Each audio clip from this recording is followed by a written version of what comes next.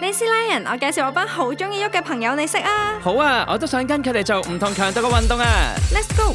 喺上面行緊樓梯嗰兩個係我朋友嚟㗎。世衛建議每星期最少做150分鐘中等強度運動，行樓梯唔搭 lift 係一個好選擇。哇，佢打波打得好型啊！打羽毛球都係中等強度運動嚟㗎，呼吸同心跳會加快，可以改善心肺健康。將快步行融入日常都得㗎，每日快步半個鐘，有助控制體重，仲可以減低患上慢性病嘅風險添。我都練緊啊！仲有其他體能活動㗎，行咯！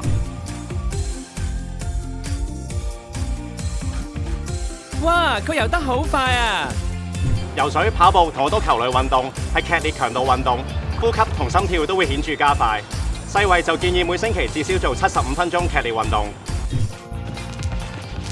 要整都係㗎，我會混合中等同劇烈強度嘅體能活動一齊做。同班 friend 一齊做運動，心情 keep 住靚。每星期最少做2次嘅肌肉強化活動，好似舉啞鈴、橡筋帶操，仲可以增加肌肉嘅強度同埋耐力。而伸展活動，例如太極同瑜伽，就可以增強身體嘅柔軟度同靈活性，同時提升平衡力。就算選擇散步、伸展運動等低強度嘅體能活動，都好過唔喐㗎。除咗日行萬步，好多運動都可以令身心健康㗎。喐多啲，健康啲，同時享受做運動嘅樂趣。